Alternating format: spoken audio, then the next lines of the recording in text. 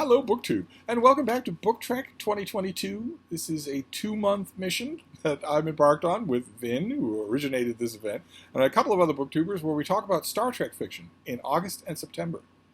And it's split into two parts. August is the wrath of Book Trek. August is well-known quantities, old favorites, the vast, vast body of Star Trek novels that exist about the pre-J.J. Abrams Star Trek, the pre-Kelvin-verse Star Trek. So the original series, the animated series, The Next Generation, Deep Space Nine, Voyager, and Enterprise. Books that fall in that period are fair game. And I have been picking these books more or less at random for the month of August. I'm not going to really set a plan for myself, but one of the books that was a contender to read last night, which I ended up reading, is a reread for me. But it strains the boundaries just a bit. It plays a little bit fast and loose with the very definition of the wrath of Book Trek, because there are gaps in the tapestry of the Roddenberry era Star Trek. There are periods that we don't know about. The most famous one, the longest one, being the gap between the era of Kirk and Spock in the classic Star Trek and The Next Generation, which takes place 70-something years later.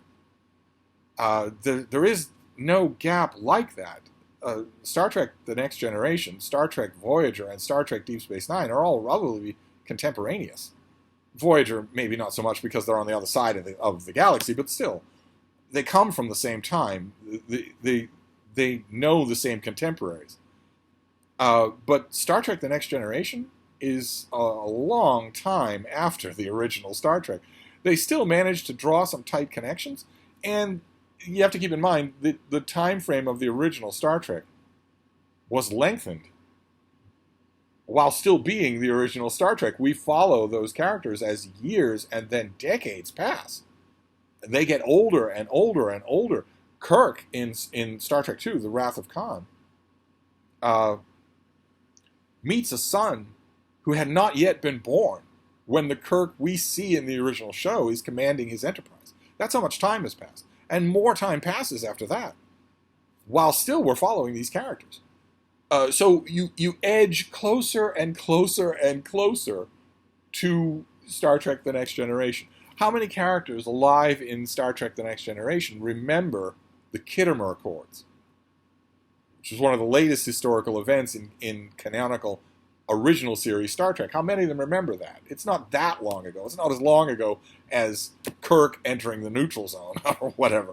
But nevertheless, it leaves a gap. It leaves a wide opening. And there were always plans afoot somewhere for Paramount to bankroll a series that would take place during those so-called lost years.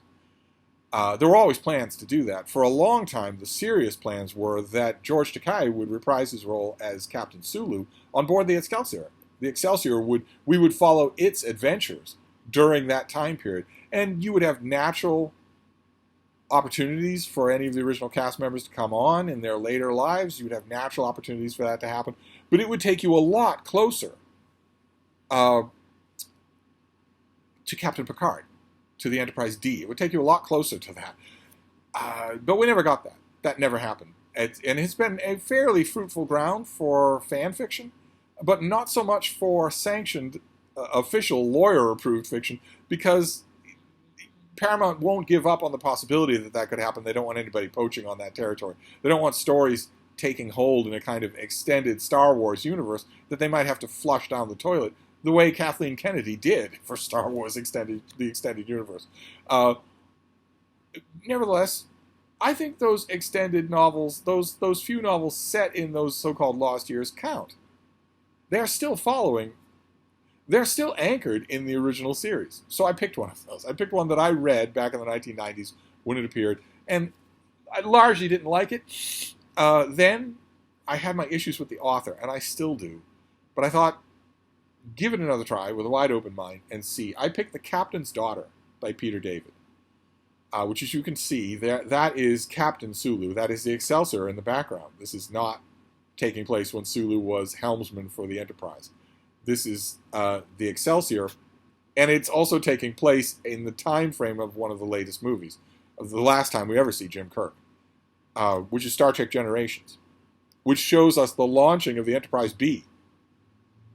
So the Enterprise, it is not the Enterprise A, it is not the original Enterprise, it's the Enterprise B with a new captain and a new crew. They might have invited on Scotty and Chekhov and Kirk in order to see the ship off, but it is not a legacy ship. There's no one from the original Enterprise that's on this new ship that we know of. And in Star Trek Generations, which is a humdinger of a movie, you should watch it if you haven't. In Star Trek Generations, when the ship, the Enterprise B, is launched, we meet their helmsman, Sulu, Demora Sulu, the daughter of Hikaru Sulu. And Kirk actually says at the time, where did Sulu find time to have a family? Because famously, as we learn, as is underlined in that story, Kirk never did actually settle down and find time to have a family. Even though he had a son with Carol Marcus, he didn't make a family with them, and he's interrupted from having a family in Star Trek Generations in order to go and save a whole planet, a whole planet full of innocent people. Kirk says in Star Trek Generations, it wouldn't be the Enterprise without a Sulu at the helm. And Peter David obviously took that as a personal challenge. So in this novel, he tells us in long flashbacks the story of Demora Sulu's mother, of her relationship with Hikaru Sulu, and of where Sulu found time to have a family. But it's also intertwined with a story that takes place later, that takes place when Sulu is an established senior captain of his own on the Excelsior, and Captain Harriman is in charge of the Enterprise B, which got off to the mother of all unlucky inaugural launches, maiden voyages. It started in the worst way possible. The ultimate example of bad omen to start your 5-year mission. And in the beginning of this novel, in the part of the novel that takes place not in flashback, things just get worse for Captain Harriman, because he is on a boarding party with some of his crew, including Demora Sulu, in an alien world that is not known, is not well explored.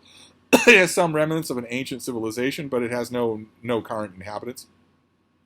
Demora Sulu breaks off from the group, briefly, and when Captain Harriman next sees her, she is naked, she looks like a wild animal, and she attacks him.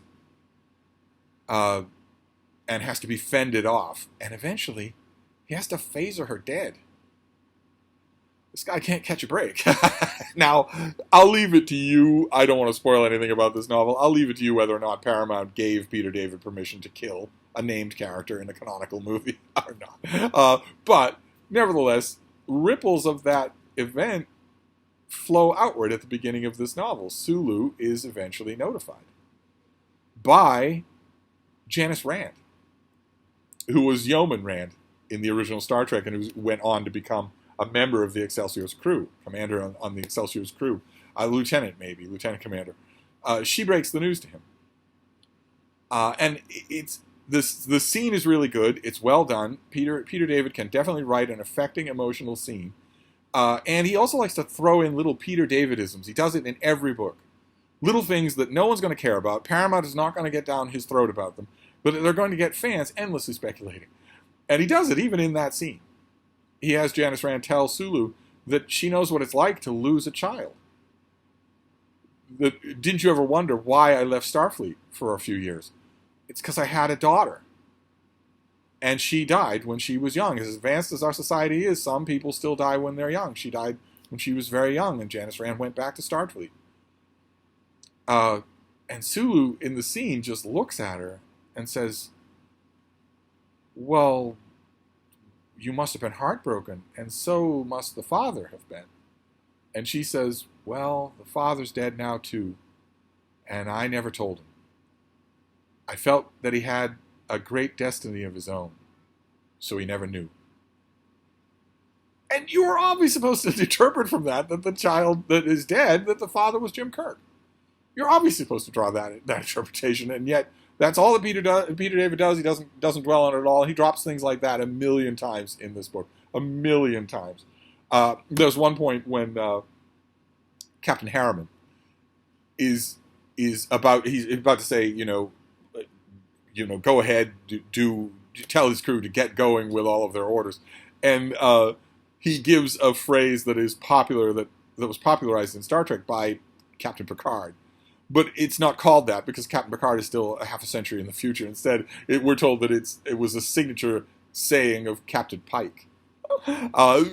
Little things like that Peter David does all throughout his books. Little continuity hockey that he plays with the reader like that. Emphasis on the word plays. It is a very playful thing to do, which gives you a hint of what my beef is with this author, which is that he never turns that off, even when he's writing about solemn things. Like, for instance, the scene where in the book, about a third of the way through the book, where Janice Rand tells Captain Sulu that his daughter is dead and has been killed at the hands of her captain, and then reveals her story, her backstory about her little Annie who died, and Sulu ends that conversation by saying, "Do you ever think about her?" And Janice Rand says, "Only on days ending in Y." It's a serious scene. You don't write a quip in a serious scene. He can't help himself. I know this from his comic books. I know this from all his other Star Trek novels. He can't help himself. He throws in quips all the time. And even invented a whole series of his own. A whole series of Star Trek, a whole crew, a whole ship of his own that he could populate from stem to stern with quips that just multiply like tribbles throughout all of those books. But nevertheless, there is heavy baggage here. I think the novel is severely hampered by the fact that it has two stories to tell. It tells each of those stories well, but it only writes the imbalance. That is an imbalance. Even if you tell both stories well, that's an imbalance. Your readers want to know what the main story is. They don't want to be told there are two main stories. They want to know what the main story is. And you don't know that until probably well past the halfway point in this book. Things cohere because Peter David, he might have a bit of the, used car salesman, to my liking, too much of that. But he definitely knows how to tell a story, whether it's in a comic book or in an adaptation of any kind. You write Star Trek, Peter Rose has written a ton of other stuff as well. He knows how to tell a story, and he won't let himself, even if an editor at Pocket Books lets him do it, he won't let himself just go off the rails. And so he doesn't. And so the book does come together. Of course, you want to figure out what's going on, what happened to Demora Sulu, and that dovetails with some parts of how Sulu met her, how he raised her, all of that stuff is handled really well. There are a few gaffes here. Peter David was, by the time he wrote this book, a fairly well-known author.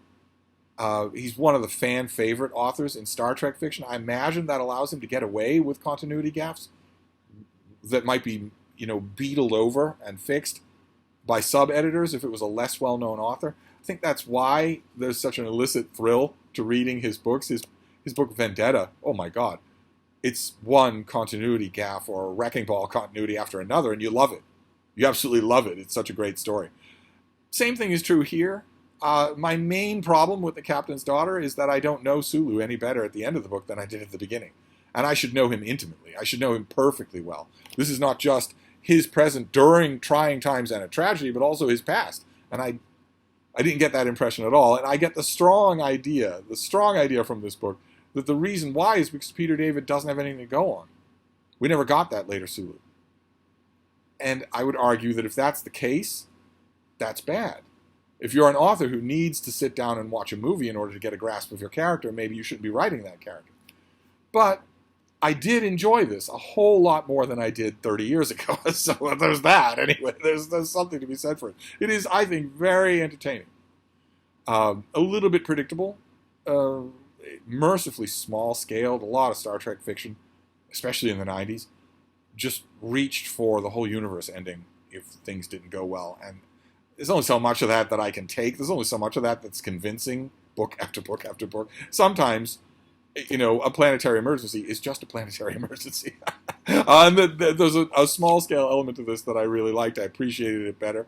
And when Peter David does have stuff to work with, he's good. He's very good. I just think, and he does have a lot to work with in the course of this book. The Sulu from the past comes across really well. It's just a Sulu from the present who doesn't. Because we only get tiny glimpses of this Sulu. He's in Star Trek The Undiscovered Country. Plays a great role. A minor role, but a great role in Star Trek The Undiscovered Country. She'll fly apart, then fly her apart. Not a Star Trek fan in the world doesn't love that exchange, but it is a fraction of a second. And he's also in a great Star Trek Voyager episode. You wouldn't think he would be. You don't think he'd be able to be in a Star Trek Voyager episode since he's 70,000 light years from where Voyager is. But they got George Takei to reprise his role and does a great job. Does a fantastic job in one Voyager episode. But that's not much to go on.